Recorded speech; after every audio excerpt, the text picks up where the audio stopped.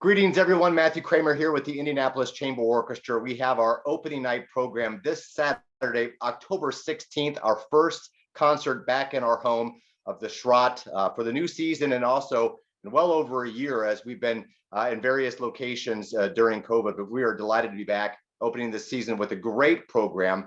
And I'm delighted to welcome to our Mocktails and Masterpieces a good friend and colleague, marvelous composer, Michael Schelle. Michael, thank you for being here with me today. Thank you, Matthew. Great to be here with you today.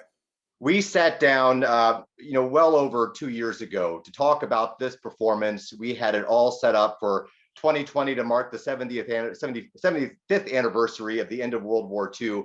A little delayed, but here we are, opening weekend around the corner. I just want to get started, first of all, to let everyone know that I've long respected your music, admired your art, and I think it goes all the way back to the mid-90s when I was playing in what was then called the New World Youth Symphony. We played a piece of yours called Spirits.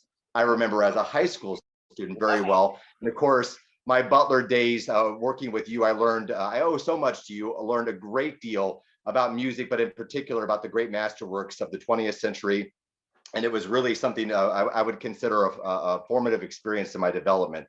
And I just want to thank you for that before we get started with this. But thank you. This piece of yours is magnificent. It's called Resilience. Why don't you tell us a little bit about the genesis of this piece, what led you to your inspiration for it, and leading up to its premiere to mark that 70th anniversary of the end of World War II? Terrific. The Chalice that you all will witness on October 16th, it was the brainchild of him.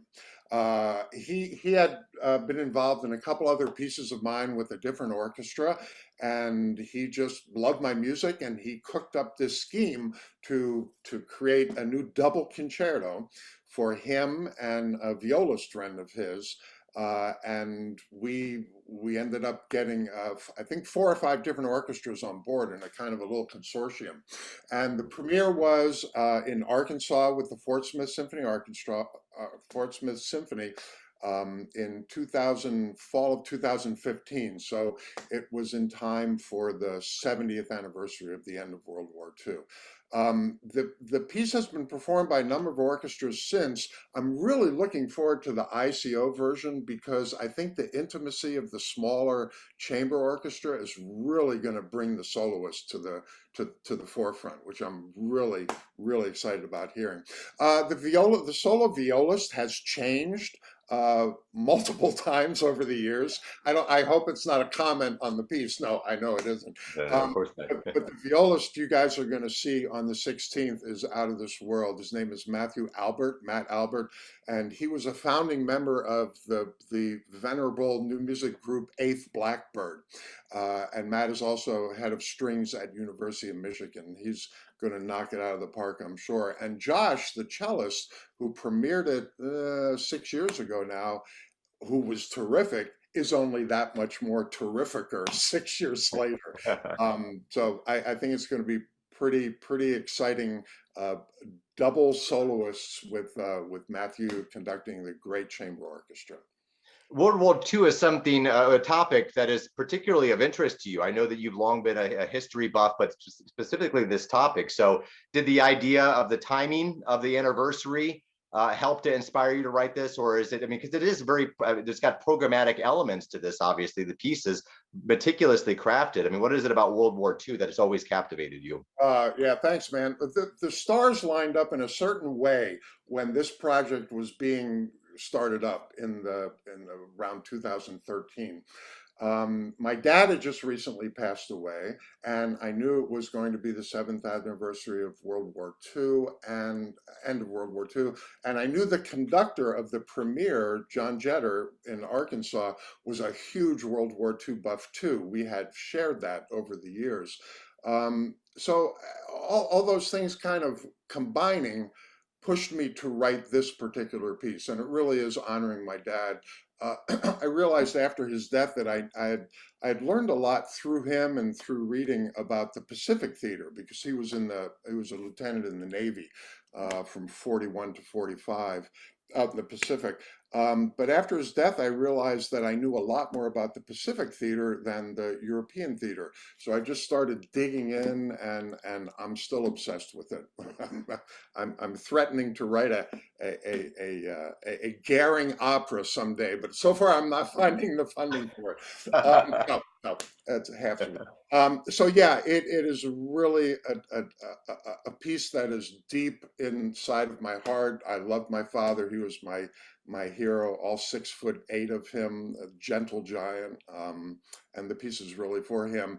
And as time has gone on, past the anniversary, I think the resilience now can also refer to just dealing with any major adversity. My wife is Japanese. When the tsunami hit 10 years ago, it was devastating, and they were resilient. The Japanese people were resilient, pulled themselves back up, and got back to life. So it's become a little bit more universal now, but for me, it'll always be the World War II connection.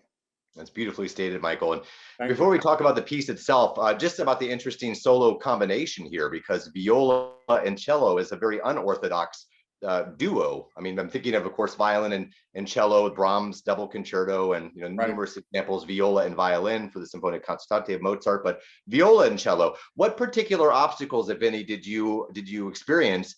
With registers, with orchestration, with balance within the orchestra for this unique combo. Yes, yes, yes. All those things, Matthew, were what I had to deal with. But yeah, it was unorthodox. And when they offered this commission, this plan, my instant gut was reaction. Oh my God, violoncello. But within 30 seconds, I'm thinking exactly what you said. There's nothing like this out there. So here's my chance to really try to embrace the the the the common things about the two instruments, and then the disparate things about the two instruments. Mhm, They have really quite similar ranges when it comes mhm. right down to it. But the sonorities, the timbre of both instruments can be so extremely different.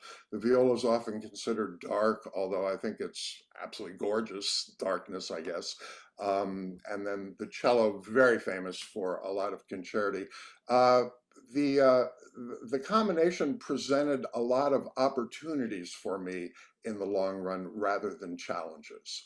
Because I think if it had been violin and cello, as so many other double concerti are, I might have fallen into kind of not cliches, but kind of standard operating procedure things that make those things work. But this had Mhm. to be completely out of my own brain to make it work. The overall feeling of the piece is a little on the darker side. There's some hope at the end with a prayer, but then even that prayer kind of dissipates, and the color of the viola and the cello just seem to take me in that direction. Well, let's talk about the piece structure itself. Three movement work, rather, like a typical classical era construction. But these movements have titles. Can you take us through the piece? How you laid it out, and the structure and the impression that the audience would get from each movement. Sure, thanks. Unlike many other of my multi-movement works, this one I knew exactly what the order was going to be and which movements I wanted where, and I wrote them in order, actually. And that's pretty rare for me. Usually I'm all over the place. Well, let's try this over here. But I think I was so focused on what I wanted to do in this piece, it almost was through composed, movement 1, 2, and 3. Movement 1 is called Dachau Leader, and it has a long story associated with it. I'll keep it extremely brief here. When I visited Dachau about 15 years ago, I noticed on one of the barracks there was a little plaque on the wall with a little musical theme that had been written by one of the prisoners. With a little German text underneath saying, Polish text underneath saying, "We are in hell. This is hell. The world is going to hell." And there was a little tune with it. And I never forgot that. I took a photograph of it. This is 15, almost 20 years ago. And I thought, one of these days, that's going to work into one of my pieces. So Wow. that little tune that simple little tune shows up near the end of the first movement, Matthew, and then I harmonize it a little bit, stretch it out a little bit, and then work the soloists, the two soloists, in with that tune. It's a very brief presence, but I thought it was appropriate just to have a little glimpse of that. The second movement deals with the Pacific Theater, my dad's World War II, and it is called Rising Sun, Fallen Sky. It is not depicting the bomb or depicting the war. It's just a kind of an atmospheric feeling of an event that was happening completely other side of the world that people, they weren't connected. We were still the US military, but there were two different wars happening simultaneously. That movement is scored in a much more chamber proportion, which I felt was appropriate for this small country that tried to take over the world, basically. So it's full strings, I think, but just a few winds, some percussion, a lot of harp, and it conjures up for me the kind of atmosphere of kind of traditional Japanese folk music that's kind of getting distorted and confused. So, yeah, it's a very intimate movement for me, and the soloists are interacting with each other as they compete with the orchestra that is the more kind of Asian setting. Then the third movement is the global war. It's called Blast of Silence, and I think we can all figure what that refers to, right? Yeah, my dad was on a destroyer that arrived in Hiroshima shortly after the bomb when it was cleared to go, and we have a letter that he wrote to my mom saying, "What have we done?" Basically, but that's a long, conversation that people will have forever, right or wrong to do that. But this movement refers to the first movement a little bit in a different key and a different development material, but it's the material from the first movement that then transcends into the third movement, which then dissolves into fragments of the second movement that are noticeable if you pay attention, but if you don't, it just bleeds into this final kind of prayer for peace, which I'm going to tear up now. I got to tell you, Matthew, when I was working on that, my dad was just floating all around me and the tears were flowing. It's like classic composer stuff. It hasn't happened to me that much in my career, but this time it did. And I was just playing through it again the other day, getting ready for the rehearsals, and the last movement still gets to me. So it's pretty special. That's beautiful, Michael. Somewhere he's listening. I'm convinced. Absolutely is. And we're going to play a little excerpt right now. This is from the Fort Smith performance several years ago. I'll let you set this excerpt up for us. Okay, we're going to drop about maybe 3 or 4 minutes of the video from, it's actually from a rehearsal. You couldn't record the actual concert because of union stuff, but the conductor has cleared this rehearsal video to be aired. So it's on YouTube, the whole thing. It's about half of the entire piece, but we're going to show a little clip from near the end of the third movement, where after about a minute or so, this prayer for peace starts kicking in. This is Michael Schelle's Resilience.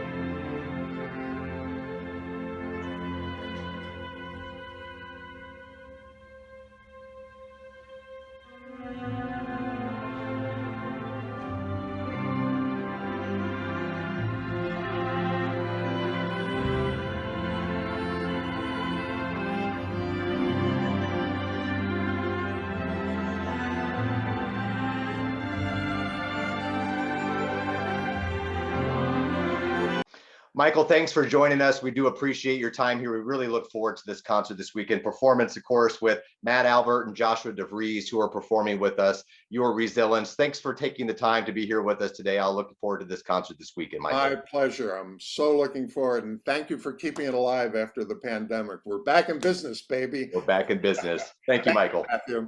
Appreciate it.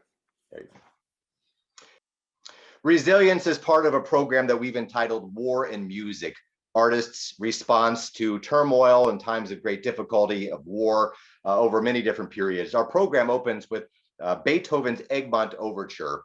It's a piece that is in the repertoire and has been for centuries since it was written, composed around 1806, based on the Goethe play from about 2 decades earlier. It tells the story of the Count of Eggmont, his trial and execution during the war, the 80 Years' War of Spanish Netherlands, the liberation. So the Count is graphically depicted in this overture, which begins with oppressive sound of a unison F before building through a slow music into some really dramatic, incredibly crafted music. The end of it, though, you hear the sound of the guillotine, really effective, not quite as effective as Berlioz's use of it in the Symphony Fantastique, but also very dramatic here before this kind of triumphant conclusion in the coda. We're actually going to set this up with a recording that the ICO made a little earlier this year as part of one of our education modules on a program called Domination and Defiance. Here's the ICO playing the conclusion of Beethoven's Eggmont Overture.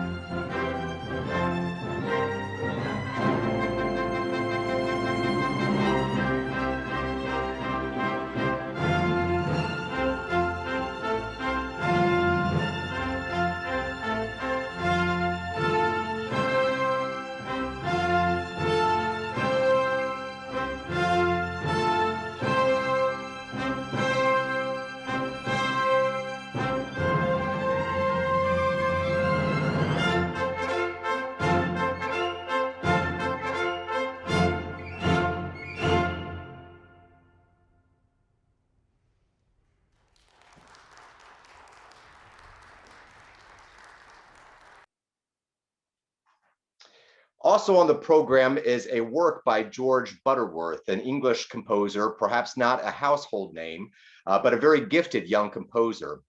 He crafted, like so many English composers at the turn of the 19th into the 20th century, crafted works incorporating English folk tunes. His most famous piece is On the Banks of Green Willow. What's interesting about Butterworth is not that this piece depicts in any way war, but it's Butterworth's own personal story. The work is simply an idyll, a very nostalgic idyll, and incredibly sad and mournful in places, but also optimistic in tone.